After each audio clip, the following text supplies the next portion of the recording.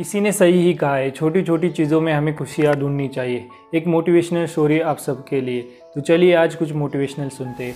एक राजा था, उसका जन्मदिन था, तो वो सुबह सुबह घूमने निकला। उसने अपने मन से नीचे कर लिया था कि आज जो भी उसे पहले मिलेगा उसे उसको पूरी तरह से खुश और संतुष्ट करना है। तो सबसे पहले राजा घूमने निकला तो उसे रास्ते में एक भिखारी मिल जाता है और राजा से भीख मांगता है। तब राजा उसे एक तांबे का सिक्का देते हुए उछाल देते हैं उसकी तरफ। वो सिक्का भिखारी के हाथ से गिरकर एक नाली में गिर जाता है। तो वो भिखारी उस सिक्के को ढूंढने के लिए नाली में हाथ डालता है। तभी राजा उसको अपने पास बुलाते हुए दूसरा सिक्का उसको देते हैं।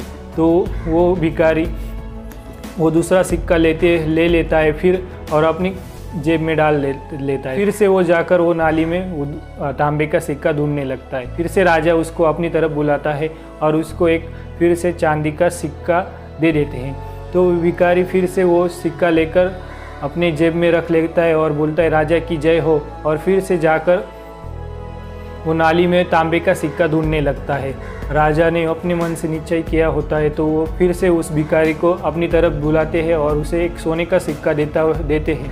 फिर से वो भिखारी सोने का सिक्का ले लेता है और अपनी जेब में रख लेता है और फिर से कहता है राजा की जय जयकार करता है और फिर से जाकर वो नाली में तांबे का सिक्का ढूंढने लगता है। तो राजा ने आज निश्चय ही कर लिया था कि उस रास्ते में जो भी मिलेगा उसे पूरी तरह से खुश और संतुष्ट करना है।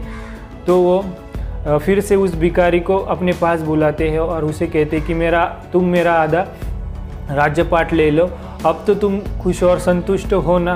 तो वो भिखारी कहता है कि नहीं राजा जी, मैं उस नाली में गिरा हुआ तांबे का सिक्का जब निकालूंगा तभी वो मैं खुश होऊंगा।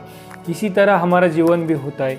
हमें इतना अच्छा जीवन भगवान ने दिया होता है, फिर भी हम छोटी छोटी चीज़ों को लेकर हमेशा नाराज़ रहते हैं, ज़िंदगी को कोसते रहते हैं। लेकिन हमें छोटी छोटी चीज़ों में खुशियाँ ढूंढनी चाहिए। तो दोस्तों, अगर ये स्टोरी आपको थोड़ी भी मोटिवेशनल और इंस्पिरेशनल लगी है तो वीडियो को लाइक कर दीजिए।